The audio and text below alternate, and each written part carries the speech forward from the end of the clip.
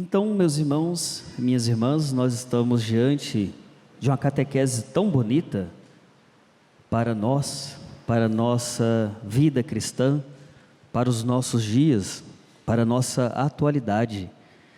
E eu começo dizendo sobre esse movimento, do faraó. Diante da fuga daquele povo, fugia da escravidão, fugia da opressão, um movimento tão bonito de libertação, sair da escravidão, sair daquela opressão, daquela violência provocada por aquele povo, por aquele faraó. Aquele povo, em busca da sua liberdade, fugindo, tem um momento de fraqueza, um momento em que eles ficam lamentando, ficam murmurando por não estar ainda no Egito, por medo da perseguição. Porque no momento daquela fuga, o faraó, enfurecido, reuniu inúmeros soldados para ir atrás daquele povo. Um povo que era oprimido, um povo que era escravizado, uma mão de obra barata. Então assim, o faraó não queria perder aquilo, então ele perseguiu o povo, e esse povo, a caminho da liberdade, acaba sentindo medo. Naquele momento, eles não deveriam sentir medo, porque eles estavam a caminho da sua liberdade, estavam sendo guiados por Deus, que é todo-poderoso, Criador, um Pai bondoso para com seus filhos. Aquele povo não entendeu a bonita mensagem dada através da sua fuga, através desse presente que é a liberdade. Então ficavam ali murmurando e lamentando. Esse não é o propósito de Deus para nós, nem para aquele povo, lamentar diante da liberdade que lhe foi concedida, até por um comodismo, até por um medo, um receio. Não é isso. Deus quer de nós coragem para seguir nosso caminho, para lutar, para enfrentar as dificuldades. Deus quer de nós fidelidade e confiança nele mesmo. Então aquele povo, ao lamentar, Deus percebe, é um povo que está de coração fechado, de mente fechada, de ouvidos fechados. Esse não é o propósito, esse não é o objetivo. E aqui, tão bonito esse movimento da abertura do Mar Vermelho, nós podemos compreender que aquela travessia, atravessar o Mar Vermelho, significa deixar as coisas ruins para trás, deixar aquilo que escraviza, aquilo que oprime, aquilo que maltrata, aquilo que provoca violência, e atravessar, olhar para frente e encontrar a liberdade, a paz, a união, a misericórdia, reconhecendo um Deus que muito quer bem para o seu povo, para seus filhos. Essa catequese é tão bonita por isso. Nós devemos atravessar, ganhando uma vida nova, transformando o nosso jeito de ser, de agir, buscando cada vez mais confiança em Deus, que nos quer bem. Então nós não devemos ser pessoas de ouvidos, olhos e coração fechados, muito menos de boca.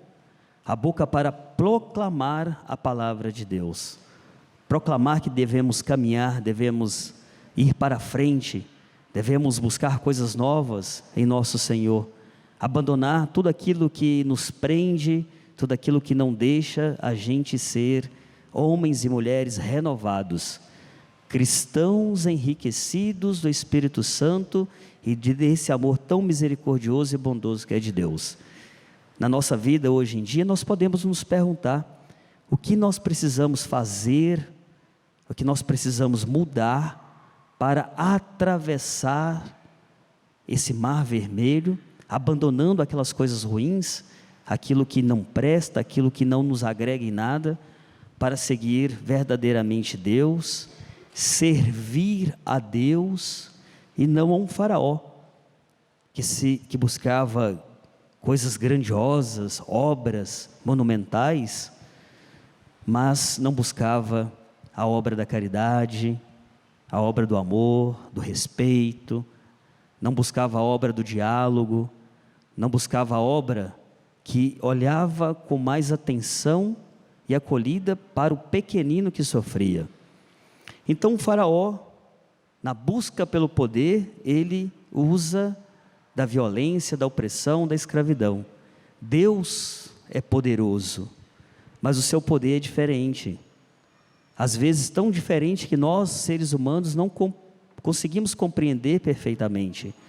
Deus, Ele é rico e Ele é poderoso em bondade, em amor, em misericórdia, em fraternidade, em caridade para cada um de nós, para aquele povo, o povo hebreu que fugia daquela condição tão ruim, mas também para nós, em nossa escravidão existencial, as nossas escravidões modernas, na nossa atualidade, Deus se faz maior do que tudo isso, mas nós devemos então perceber cada vez mais, reconhecer e confiar em Deus, esse poder que transforma, que liberta, que engrandece o ser humano, engrandece a cada um de nós e também os nossos irmãos e irmãs. Nós buscamos coisas grandes em Deus. Às vezes nós não compreendemos quando a gente fala de coisas grandes em Deus, mas Deus em sua grandeza busca o quê? Simplicidade, humildade, generosidade, fraternidade. Olha que coisa bonita, Deus é rico de tudo isso, e às vezes a gente, sem perceber, acaba comparando a grandeza de Deus com a grandeza dos homens, que nem sempre é bondosa, caridosa e afetuosa. Então, meus irmãos, nós encontramos também aqui Jesus dialogando com os fariseus e doutores da lei, estes que eram racionais demais, incapazes de compreender os sinais de Deus, porque estavam com a mente humanizada de uma forma muito capitalista, de uma forma muito materialista, e não é esse o propósito. Aqui, os fariseus e doutores da lei buscavam Deus no extraordinário, no espetáculo, e Deus se revela onde? Na simplicidade, no amor, no respeito, na caridade, e por aí vai, e nós devemos então sempre observar isso. Jesus, ao estar diante dos fariseus e doutores da lei, ele acaba se incomodando porque eles buscavam um sinal. Que sinal é esse? Jesus se incomoda porque o sinal estava diante deles. O próprio Cristo é sinal de Deus na nossa vida, é presente de Deus para a humanidade. O próprio Jesus é sinal de Deus para cada um de nós. E aqueles fariseus, aqueles doutores da lei, homens com coração também fechados, olhos fechados, ouvidos fechados, porque não queria compreender o sinal de Deus ali diante dele. Na presença de Jesus, na presença daquele belo e bonito sinal, procuravam outras coisas, o espetáculo, o extraordinário, as coisas excessivas, mas não é essa a proposta de Deus para conosco. O sinal de Deus deve ser o acolhimento da sua palavra no seu coração, no nosso coração, e ajudar também através das nossas palavras, do nosso anúncio, que outros irmãos e irmãs possam também aceitar, acolher e ter a vida transformada através da palavra de Deus. O sinal está aí, é o próprio Cristo, o Verbo encarnado, a palavra que se torna viva, que se torna presente na humanidade, se torna presente na nossa vida, mas requer de nós também transformação, através da acolhida, através da escuta, através de uma mudança de vida que brota, através também de uma igreja que escuta, de uma igreja que pratica tudo aquilo que Jesus nos ensinou, pratica a justiça, pratica a paz, pratica a caridade. Sinal de Deus em nossa vida, o próprio Cristo, o Verbo, a palavra que entra em nossos corações, para que sejamos homens e mulheres diferentes na vida, atravessando aquilo que é ruim, para continuar caminhando, para continuar promovendo a fraternidade, a união entre os nossos irmãos. Nós devemos, meus irmãos e minhas irmãs, aceitar o sinal de Deus em nós e aceitar que esse sinal nos provoque uma mudança, uma transformação. Em nós, ser sinal também de fé, de amor e acolhida aos nossos irmãos amargurados, entristecidos, ser sinal de fé, de confiança na vida dos nossos irmãos e irmãs que só lamentam, que só reclamam, que ainda não foram tocados pela palavra verdadeira de Deus. Nós devemos ser sinais de Deus na vida dos outros, acolher a palavra de Deus em nossa vida, aceitar que ela nos transforme, mas também ser capazes de transformar a vida de nossos irmãos, ser missionários, discípulos, apóstolos, anunciando a palavra de Deus a tanta gente que ainda precisa, que ainda necessita. Nós não devemos fechar os nossos corações, assim como aquele povo fez. Às vezes nós estamos com os ouvidos bem abertos, escutamos tanta coisa por aí, e às vezes até anunciamos o que escutamos, mas os nossos ouvidos têm que estar abertos para a palavra de Deus, e o nosso coração também. O ouvido devemos ouvir, mas acolher no coração para ter a vida transformada. Tem gente que escuta a palavra de Deus, mas não acolhe no coração porque o coração está fechado. Não é a proposta de Deus para nós.